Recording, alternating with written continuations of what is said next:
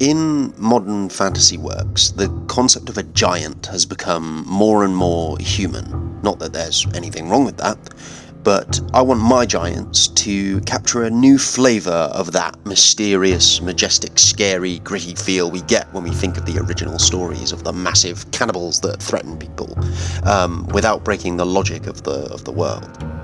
So that it wasn't uncouth for towns to be lacking huge walls if these things were running amok. So to do this, I made them animals, or at least animal-like. You see, it's a big debate in the Known Isles as to what giants actually are. Are they as witted as your average Croyle bear, or is there genuine intelligence behind their faces that look so much like us? I wanted to give them an apish flair, still retaining bipedalism with a kind of Neanderthaloid head, to give the idea that they may be connected to any of the races in some far distant relation, but still they stand at 15 to 20 feet tall and show no sign of having developed clothing, speech, or any real sign of intelligence. Saying this, as much as I wanted to make them look human-like, I wanted to have them show specific differences in their general anatomy that make sense, rather than just have them look slightly deformed or repulsive. The eyes are distinctly different from humans, and some part of it is me wanting to have a bit of fun with scary creatures, but the rectangular pupils allow for a massive field of view, similar in my mind to a goat or a sheep. But these ones can shrink to a pinpoint when the creature feels threatened or is hunting, effectively giving them a tunnel vision, which is where the really confusing and freaky element comes out, which I'll talk about in a little bit. I've also given them slits above the nostrils that flap open, inspired by the baboons that flap their lips open for territorial displays, but in this case, the flaps opening allows for a greater intake of air, meaning the giants can sustain their greater size's need for oxygen, as well as allowing them to eat and move at a moderate pace without running out of breath. An all-encompassing element to giants throughout fantasy is rock throwing, seen in things like 5e and The Hobbit, and that one giant story from Benidorm about the island off the coast being a chunk of the cliff face that a giant threw into the ocean. So I wanted my giants to do this as well. So, like a pit bull having developed the necessary muscles to smile, these big guys have developed the muscle between the trapezoid and the upper pectoral that allows them to lift and hurl great weights in conjunction with their powerful wrists and forearms. Now the freaky stuff, which I'll read as a passage in the words of Tupar Reeb, scholar of the University of Tears. The only times one will typically experience a giant or giant family in the wilds is from hundreds of feet away, where you and the giant will see one another and it will remain still and cautious. It is recommended to yell as loud as you can, and the giants will typically retreat into the nearby woods, rocks, or hillscapes. The only other instance one will encounter a giant is when it is acting in a pure, savage, and animalistic aggression, bounding on both its hind legs and slamming its forelimbs into the ground. Its pupils will shrink to a pinpoint, its nostril flaps will flare open, and it will stretch its lips into an almost emotionless snarl, creating a clicking chortle before it lets out powerful bellows and gnashing sounds. A giant will only attack on its own, and its three main methods of attack are to mindlessly eat any creature that is a threat to it, throw heavy rocks, logs, or other items over its head at its opposition, or to savagely pummel its foes into the ground.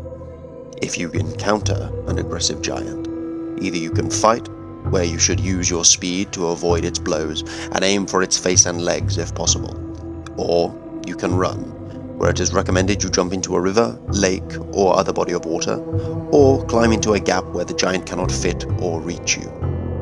If on a plains, you may have a chance of outrunning the giant, seeing as they can move very fast for a short period but cannot maintain this speed for longer than 50 to 200 meters depending on the giant's age and size. However, it is important to be aware that you are not necessarily safe when out of this distance, because they will still hurl boulder at you. This contrasted with the fact that scholars have found in old giant dens and groves definitive organizations of different kinds of stone, wood, and animal parts, with a kind of primitive leather supposedly being used as a wrapped handle for these tools. What has these scholars torn on is just how we should classify these behemoths among us.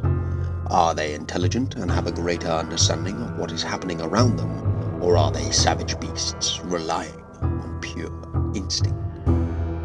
You see, I didn't want to just make them savages, like many giants are depicted to be, nor did I want to make them super intelligent and beyond being savages, as they are depicted to be sometimes. So they travel in families that are typically made up of 5 or fewer individuals, sometimes as many as 8, with 2 typical parents, several children, and on occasion an elder. However, it isn't always so predictable. Their families can be made up of any such combination, which is adverse to many of the other animal groups in the known isles. They seem to be wary enough of humans to leave them be, and often enough, the only times one would see a giant is if it's seen you first. In the Isles, giants are the crux of many theories and legends, because they obviously do not seem to be completely mindless at all. In myths, it is written that giants house a great secret from the likes of people, which is why they avoid us. A giant attacking seems to contradict everything else we know about them, because it loses all of what we see as some kind of sophistication or nobility, because their main form of attack, as stated before, is to eat their opposition as fast as possible, and if they can't do that, they'll pummel them into a paste. Utterly savage. There is one thing that I have failed to mention thus far, and that is the horror of all giant stories that inspired me, all compiled together. And it is something I have called the hunger. I imagine it's some kind of brain disease that originated from people offering up a sick cow that they could no longer use to giants on the border of their land as a kind of peace offering, these people believing in the secret-keeping giant myths. This disease causes a giant to attack everything it comes into contact with, and eat everything made of flesh and bone that is unfortunate enough to get caught by it. Blood will leak from all orifices of the giant as it worsens, including the eyes, and eventually, the giant will drop dead, either being killed by another animal or people, having its stomach burst and contents leak into its body, killing it, or the disease eating so much of its brain that it can no longer function and will die shortly after. The giant has died no longer than 4 days after its infection. So that's my idea for giants in the known isles.